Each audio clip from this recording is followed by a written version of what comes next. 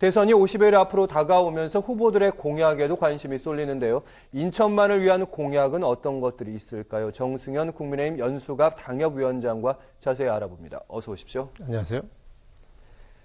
네, 먼저 민주당 이재명 후보 오늘 메타버스 매주 타는 민생버스죠. 시즌2 일정으로 인천을 찾았습니다. 광폭 민생행보 이어가고 있다는데 이재명 후보의 대표적인 공약들, 인천 공약들 먼저 소개를 해주신다면요. 예, 오늘 인천을 방문했는데요. 이재명 후보의 인천에 대한 대표 공약은 위기를 기회로 바꾸자 이렇게 요약할 수가 있겠습니다. 지금 전 세계가 2년간의 코로나 팬데믹이 이어지면서 상당히 어려움이 이어지고 있는데 그 과정에서 이제 코로나 백신을 생산한다거나 치료약을 개발한다거나 이런 것들을 지금 송도 국제도시에서 하고 있는데요. 그런 것들을 더 좀 활성화시켜서 송도를 바이오 클러스터로 좀 강하게 전 세계적으로 각인시키자 이런 게 첫 번째 공약으로 내세우고 있고요.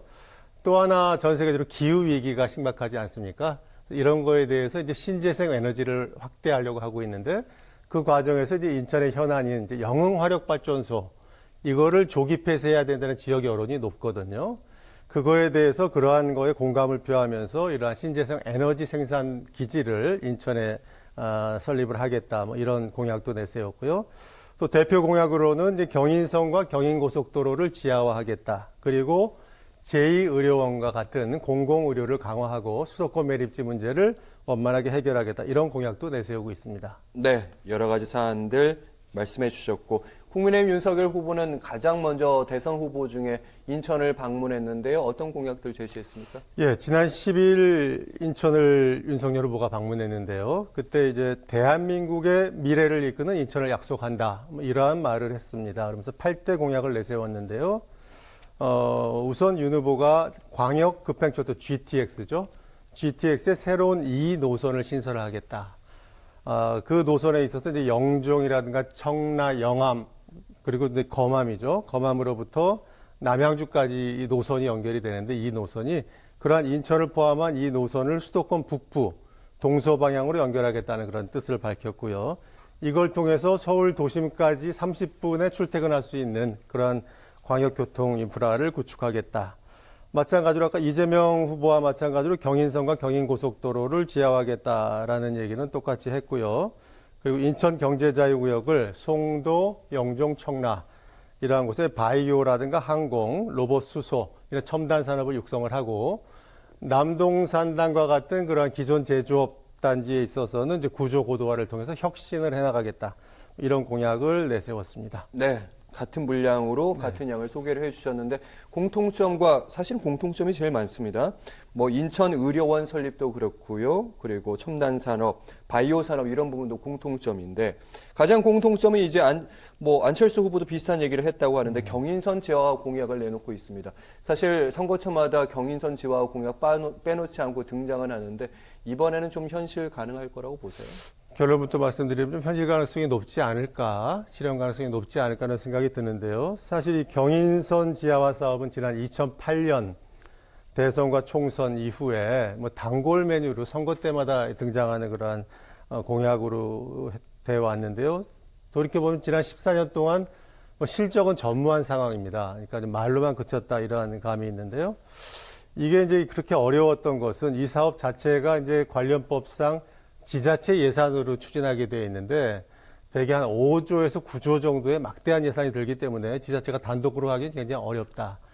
그래서 이걸 이제 국책 사업으로 추진할 수도 있을 텐데 추진하려고 한다면 비용 편익 분석이라는 BC 값이 1을 넘어야 되는데 지난 2016년에 측정한 결과 0.55 굉장히 절반밖에 안 나오기 때문에 수익성이 낮다. 이래서 어려움이 있었거든요. 근데 이번에는 추진 가능성이 상당히 높다고 보는 게 이제 여야가 국회에서 특별법을 지금 발의해 놓은 상황입니다. 이 특별법이라는 거는 경인선을 지하화하게 되면 이제 지상 공간이 나오게 되고 그 지상 공간을 매각을 하고 이제 개발을 할 수 있게 되는데 이걸 동시에 추진할 수 있게 하는 특별법이 지금 국회에 계류 중에 있습니다. 이게 통과가 된다면 경제성이 확보가 된다. 다시 말씀드리면 지하화된 철도의 지상 공간을 매각을 해서 그 비용으로 이 건설 비용을 충분히 조달하고도 남는다. 이런 거기 때문에 굉장히 이 실현 가능성이 높다라고 보고요. 또 여야 유력 후보들이 동시에 이 공약을 내세우고 있기 때문에 상당히 실현 가능성이 그 어느 때보다 높지 않을까 기대하고 있습니다. 결국 이제 핵심은 땅값은 올라가서 좀 더 경제성은 분명히 나아질 것 같긴 한데 지상의 땅값을 언제 받아서 그걸 공사에 투입할 수 있는 이 부분이겠네요. 그렇죠. 네, 인천의 전국선거의 바로미터라고도 불립니다. 인천 표심은 사실 전국의 표심과 거의 일치했었는데 후보들은 이번에 어떤 전략으로 인천에 임하고 있습니다. 보통 어떤 전략으로 임합니까? 그렇습니다. 뭐 인천이 300만 도시이고 전국에서도 굉장히 중요한 선거의 바로미터다라는 거는 또 전국 각지의 많은 지역 사람들이 인천에 모여 살기 때문에 어떻게 보면 평균값을 인천에서 찾을 수가 있다 이런 얘기거든요. 어떻게 보면 우리 인천 시민들이 선거 때마다 그 흐르는 시대 정신을 평균적으로 잘 캐치해 왔다 이렇게도 얘기할 수가 있겠고요. 조금 전에 말씀드렸듯이 이 여야 후보들이 공약을 보면은 모두 뭐 교통 인프라라든가 경제자유구역 활성화라든가 사실 대동소이합니다. 따라서 이러한 그 공약으로 차별화하기는 쉽지 않겠다라는 생각이 들고요. 단 이제 누가 인천만의 지역 정신을 잘 파악을 할 것이냐. 뭐 예를 든다면 개항도시 인천의 그런 역사성이라든가 또 국제 항만이라든가 공항을 가지고 있는 이런 국제도시로서의 발전 가능성 이런 것들을 어느 후보가 잘 캐치를 해서 차별화해서 그런 것들을 어필하느냐 이게 중요한 포인트가 되지 않을까 그렇게 생각을 합니다. 네, 그 차별화가 쉽지 않았기 때문에 그 전의 선거에서도 비등비등한 결과가 나오지 않았나 그렇습니다. 이런 생각을 좀 해보겠고요. 주제를 바꿔보겠습니다. 이번엔 조금 더 무거운 주제. 인천 지하도상과의 관리 운영 조례 일부 개정안이 의회에서 통과됐는데 이제 대법원 판결을 받게 됐습니다. 먼저 어떤 내용을 담고 있는지 또 무엇이 문제가 되고 있는지 소개해 주시죠. 지난 뭐 십수년간 이 문제가 참 큰 문제로 해결이 안 된 채 인천에서 계속돼 왔는데요. 어떻게 보면 인천 지하상가는 전국의 최대 규모입니다. 이 지하상가를 둘러싼 갈등이 최근에 재점화되었다라고 얘기할 수가 있는데 특히 이거는 인천시와 인천시 의회 간에 이걸 둘러싼 이견이 충돌했다라고 말씀드릴 수가 있겠습니다. 지난달 말에 인천시의회가 지하상가의 양도, 양수 그리고 재임대, 전대라고도 하죠. 네. 이거를 3년간 더 연장하는 조례를 통과를 시켰는데요.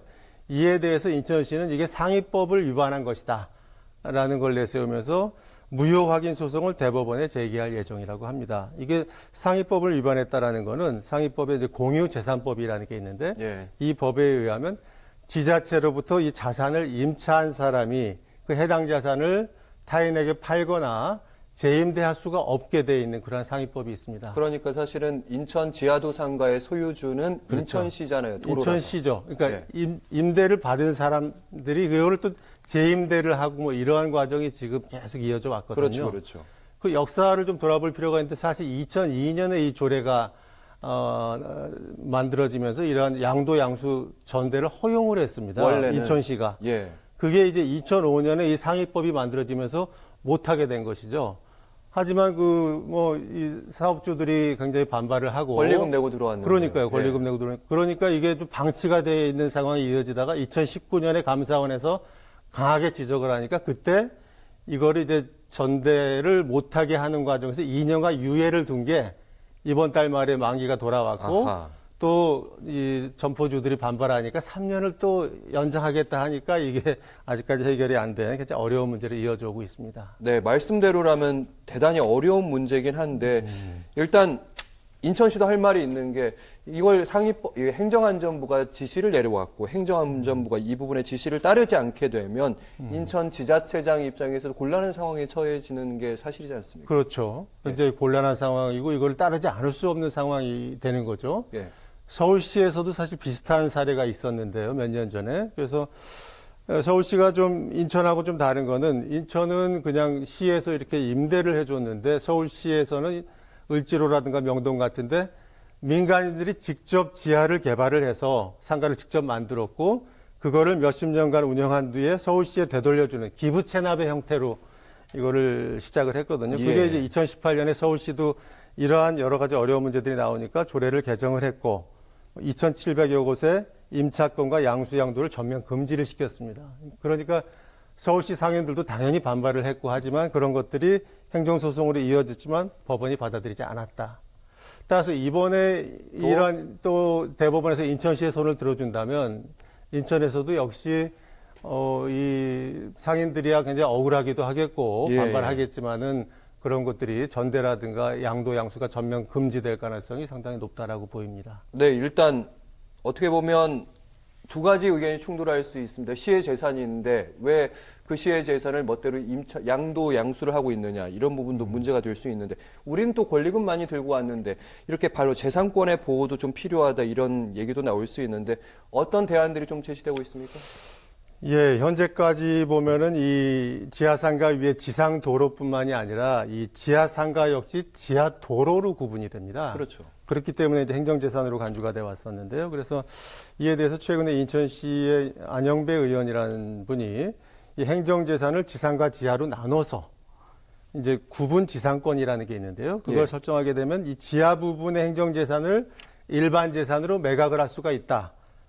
그렇게 되면 하나의 그 인천시가 이러한 상인들에게 그러한 상가를 매각하게 된다면 하나의 해결책이 될 수 있지 않겠냐. 법 위반이 아니게 된다. 이러한 안을 제시를 했는데 예.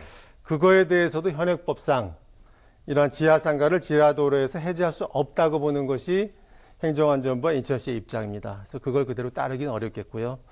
돌이켜보면 우리가 역사를 봤습니다만 이 실정법상 안 되는 거를 조례를 만들어서 허용을 한 게 인천시와 지역 정치권이었거든요. 2002년에. 2002년에. 예. 그게 20년이 됐는데 이거를 모든 거를 그런 점포를 가지고 있는 임대인이나 임차인들만의 잘못으로 몰아가는 거는 문제가 있고 예.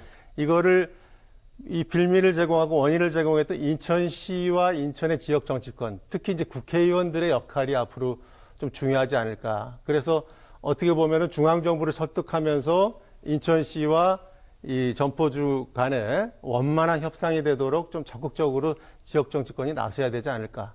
그런 정승현 생각이 듭니다. 위원장님 말씀을 들으면 일단 상위법에 위반되는 조례 자체는 일단 당장은 행정안전부나 이런 쪽에서 허가 없이 네. 하기는 좀 힘드니까 잘 정치권이 나서서 행정안전부 얘기를 해서 유예할 수 있는 이 조례를 그대로 인정받을 수 있게 해야 된다 이런 말씀이십니까? 그러니까요. 이게 당장 지금 1월 말에 이게 시기가 만기가 돌아왔는데 당장 그분들 보고 나가라 그러고 이걸 뭐 전대를 당장 금지시키는 거는 굉장히 어려움이 있다고 보이고요. 일단 3년 유예라는 거를 일단 뒀지만은 경우에 따라서는 그거를 뭐 1년으로 줄일 수도 있다고 봅니다만 여러 어려움이 있었습니다만 최대한 양측이 협상을 할 수 있는 시간을 마련을 하고 중앙정부를 설득을 해서 그때까지 좀 유예 기간을 확보를 해서 어떤 합리적인 안을 지역 정치권이 제시해야 되지 않을까 뭐 그런 생각을 하고 있습니다. 일단 짧은 시간이라도 벌어서 다시 한번 중재를 모아야 된다 이런 말씀을 그렇습니다. 드리겠습니다. 네. 정승현 국민의힘 연수갑 당협위원장과 함께했습니다. 고맙습니다. 감사합니다.